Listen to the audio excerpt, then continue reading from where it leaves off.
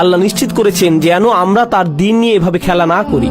তাই তিনি বলছেন, যেসব মানুষ বারবার গুনাহ করে, বারবার ফিরে যায়, এই চিন্তা করে যে ক্ষমা চাইবে আর সব ঠিক হয়ে যাবে, এমনটা গ্রহণযোগ্য নয়।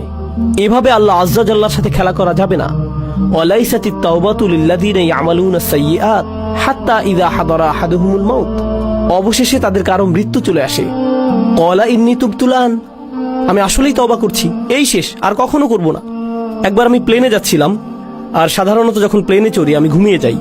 তো আমি যাচ্ছি আর আমার আশেপাশে দেখছি মানুষজন তাদের আইপডে অথবা আইপ্যাডে বা তাদের ল্যাপটপে বসে মুভি দেখছে, অথবা তাস খেলছে, গান শুনছে, প্লেনে বসে মাথা দুলাচ্ছে, তাই না? তো ঘুম ভেঙে দেখি প্লেন হঠাৎ 50 ফিটের মতো নেমে গেছে, কেবিনের প্রেসার বদলে গেল, মালাকুল মউতের কাপগুলো নেমে এলো, তাই না? তখন আশেপাশে সবাইকে কি করতে দেখেন? সবাই দোয়া করছে, একেবারে সবাই। ও আল্লাহ, আমি সরি, আমি সরি, আমি সরি। সবাই এমন করছে। কি ধর্ম সেটা আসে যায় না, সবাই দোয়া করছে। এরপর ক্যাপ্টেন ক্ষমা চাইলো, কাপগুলো উপরে উঠে এলো, প্লেন আবার স্থির হলো। এরপর কি হয় বলুন তো? প্লে বাটন আবার চাপ দেয়। আর অসাধারণ সিন দেখছিলাম তো আমি, আবার তারা স্বাভাবিক হয়ে যায়। এটাই হলো আল্লাহ আজ্জা জাল্লার সাথে ক্রিয়া কৌতুক।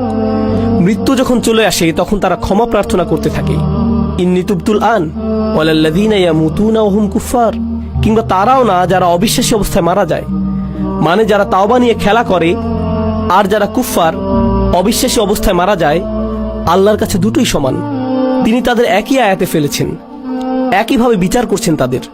আমি তাদের তওবা কবুল করব না যারা অবিশ্বাসী অবস্থায় মারা যায়, আর আমি তাদেরও ক্ষমা করব না যারা বারবার পাপ করতেই থাকে, মনে করে যে খেলা করছে। তারা বারবার করতেই থাকে, শুধুমাত্র তারা মনে করে যে তারা পার পেয়ে যাবে, কিন্তু এমনটা হবে না।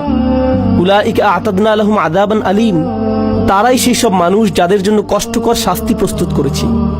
আল্লাহর সাথে আমাদের আচরণ হবে প্রথমত নিজের ভুল স্বীকার করা, দ্বিতীয় ধাপ আল্লাহর দিকে ফিরে যেয়ে তার কাছেই পাপ থেকে বের হবার দোয়া করা, আর তিনি সেটা করবেন। আপনি বলবেন না যে গুনাহটি আমার থেকে বেশি শক্তিশালী, কারণ আল্লাহ বলছেন লা ইউকাল্লিফুল্লাহু নাফসান ইল্লা উসআহা।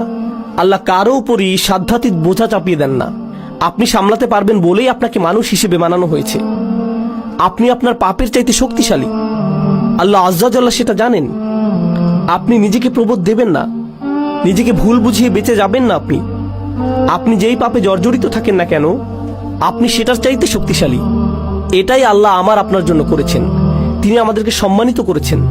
তিনি আমাদেরকে সম্মানিত না করলে আমাদের পাপ আমাদের চাইতে শক্তিধর হয়ে যেত, শয়তান আমাদের চাইতে ক্ষমতাধর হয়ে যেত। ইন্না ইবাদি লাইসা লাকা আলাইহিম সুলতান, আমার বান্দার উপর তোমার কোনো কর্তৃত্বই থাকবে না। আল্লাহ শয়তানকে বলেছিলেন তোমার কোনো কর্তৃত্ব থাকবে না তাদের উপর, অর্থাৎ সমস্ত মন্দের উৎস শয়তানের কোনো ক্ষমতাই নেই মানুষের উপর। তাই আমাদের অজুহাত দেবার আর কোনো কারণ নেই। আপনি আপনার পাপ স্বীকার করুন, আমরা আল্লাহর দিকে ফিরে গিয়ে আমাদের ভুলকে মেনে নেই। এরপর আন্তরিকভাবে আল্লাহর কাছে ওয়াদা করুন যে এসব থেকে দূরে থাকবেন। আন্তরিকভাবে আল্লাহর কাছে ওয়াদা দিন এসব থেকে দূরে থাকবার। আপনার ক্ষমতায় যতটুকু আছে তা দিয়ে জীবন বদলে দেবার চেষ্টা করুন। সেই পাপ থেকে দূরে থাকুন, সেটা মন্দ বন্ধুদের থেকে আসুক, কিংবা কম্পিউটারের সাথে একা থাকার মাধ্যমে হোক, কিংবা অফিসের কলিগদের থেকে, যেখান থেকে